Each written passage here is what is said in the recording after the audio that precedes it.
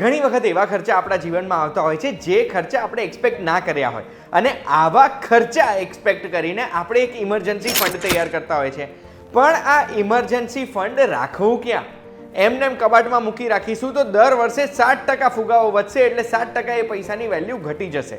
તો પછી emergency fund એવી કઈ જગ્યાએ રાખી શકાય જે જગ્યાએ એ ફંડ આપણને કામમાં પણ લાગે અને ફુગાવો એ ફંડને ખાઈ ના જાય? એ જો તમે જાણવા માંગતા હોય તો એના માટે ધ્યાનથી સાંભળજો. હું તમને એક વાત કહું.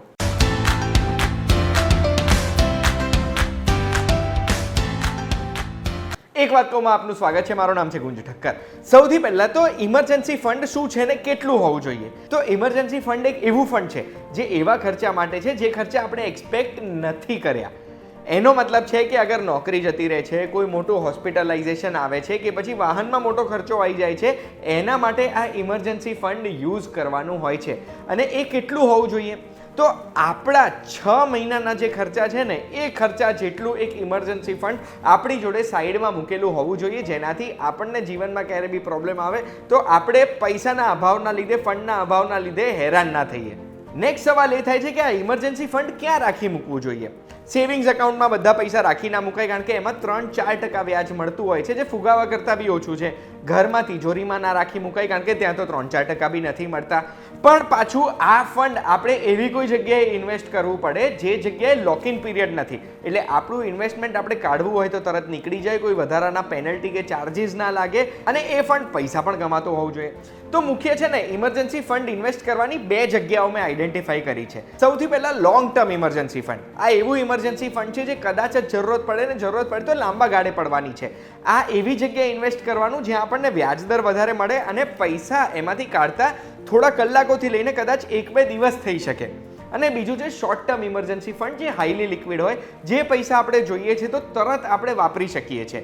આ શોર્ટ ટર્મ ઇમરજન્સી ફંડ કદાચ કોઈ શોર્ટ ટર્મ ઇમરજન્સીઝ માટે જ હોય કે પછી લોંગ ટર્મ ઇમરજન્સી ફંડ આપણા બેલેન્સમાં આવે, આપણા ખાતામાં આવે ત્યાં સુધી આ શોર્ટ ટર્મ ફંડ આપણને કામમાં લાગી શકે. આનાથી શું થાય? શોર્ટ ટર્મમાં જે ઓછો વ્યાજદર હોય ને એ ઓછો વ્યાજદર વાળા પૈસા બી આપણને કામમાં લાગે, ને લોંગ ટર્મમાં વધારે વ્યાજદર છે એ પૈસા આવે ત્યાં સુધી શોર્ટ ટર્મથી આપણે કામ ચલાવી શકીએ. તો પછી આપણે કઈ રીતે એને ડિવાઈડ કરવાનું? તો આમાં છે ને શોર્ટ ટર્મ ઇમરજન્સી ફંડ માટે 2 જ રસ્તા છે કે જે તરત કામમાં આવી શકે. પહેલું છે સેવિંગ્સ એકાઉન્ટ. આપણું સેવિંગ્સ એકાઉન્ટમાં આપણે આપણા ઇમરજન્સી ફંડના 10% થી 20% સુધી જ રાખવાના, જે આપણને અર્જન્ટમાં કામ પડે ને ત્યારે આપણે એને યુઝ કરી શકીએ. એવી રીતે જ બીજું શોર્ટ ટર્મ ઇમરજન્સી ફંડ છે કેશ એટ હોમ. કેશ બી આપણે 5 થી 10% જેટલી જ રાખવાની, એટલે આ કેશ એટ હોમ અને સેવિંગ્સ એકાઉન્ટ થઈને આપણું 20 થી 25% થઈ જાય ઇમરજન્સી ફંડનું. ઇમરજન્સી ફંડના પછી 75% આપણે લોંગ ટર્મ ઇમરજન્સી ફંડમાં ઇન્વેસ્ટ કરવાના. સૌથી પહેલું ઇન્વેસ્ટમેન્ટ કરવાનું આપણે લિક્વિડ ફંડમાં. લિક્વિડ ફંડ એવા મ્યુચ્યુઅલ ફંડ છે જે મ્યુચ્યુઅલ ફંડમાં ફંડ હાઉસ આ ફંડ દેવા તરીકે આપે છે, ડેટ ઇન્સ્ટ્રુમેન્ટમાં આપે છે. કંપનીઓને દેવું આપેલું એટલે વ્યાજદર પાક્કો હોય, એમાં 6 થી 8% રિટર્ન આપણને મળતું હોય છે, અને 6 થી 7 દિવસ જ આપણે એમાં ઇન્વેસ્ટેડ રહેવું પડે, એટલે એનો લોક ઇન પીરિયડ 6 દિવસનો જ છે. 6 દિવસ પછી આપણે આમાંથી આ ઇમરજન્સી ફંડ ક્યારે બી વિથડ્રો કરી શકીએ. આ રિડીમ આપણે કરીએ છીએ ત્યારે 0.004% આપણને ચાર્જ લાગતા હોય છે, જે નાને બરાબર છે. અને આ જ્યારે આપણે રિડીમ કરીએ છીએ ત્યારે આપણા ખાતામાં અકાઉન્ટ થોડાક કલાકોથી લઈને એકાદ દિવસમાં આવી જાય છે. એટલે શોર્ટ ટર્મ ફંડ આપણને કામ લાગે ત્યાં સુધી આ લોંગ ટર્મ ફંડ આપણને મળી જશે. એવી જ રીતે ફિક્સ ડિપોઝિટ પણ લોંગ ટર્મ ઇમરજન્સી ફંડ માટે કામ કરી શકે. 6.5 થી 7.5% સુધી આમાં આપણને વ્યાજદર મળે છે, એટલે ફુગાવાને લગભગ બરાબર વ્યાજદર મળે છે. આપણા પૈસાની કિંમત ઘટતી નથી.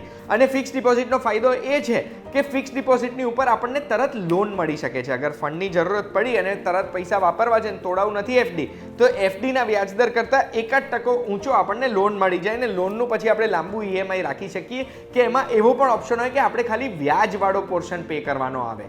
લાંબા ગાળામાં આ કેલ્ક્યુલેશન આપણને કામ જ કરશે. એવી રીતે રિકરિંગ ડિપોઝિટ પણ છે, જે 12 મહિનાથી લઈને 10 વર્ષ સુધીનું ઇન્વેસ્ટમેન્ટ આપણે એમાં કરી શકીએ. પણ થોડા પૈસા જો દર મહિને જે બચાવીએ છીએ ને એ આપણે રિકરિંગ ડિપોઝિટમાં મૂકીએ ને તો એનો લોક ઇન પીરિયડ ટૂંકો હોય છે અને પેનલ્ટીઝ બી ઓછી હોય છે. આ રિકરિંગ ડિપોઝિટ આપણે લોંગ ટર્મ ફંડ તરીકે યુઝ કરી શકીએ છીએ. બેસિકલી આપણને જરૂરત પડે એના માટે જે પૈસા આપણે સાઈડમાં મૂકેલા છે એ પૈસા કબાટમાં સંતાડીને રાખવા કરતાં અલગ અલગ જગ્યાએ ઇન્વેસ્ટ કર્યા હશે તો આપણી જરૂરત પ્રમાણે આપણને એ પૈસા કામમાં બી લાગશે અને એની પણ વેલ્યુ વધતી જશે. આ વિડીયોની માહિતી ખૂબ જ જરૂરી છે, ઘરે ઘરે આ માહિતી ફેલાવજો. અને આવી જ માહિતી માટે એક વાત કહું, જોતા રહેજો vtvgujarati.com પર. અને હા, વીટીવી ગુજરાતીનું એપ ડાઉનલોડ કરવાનું ના ભૂલતા. એ એન્ડ્રોઈડ અને iOS બંનેમાં અવેલેબલ છે.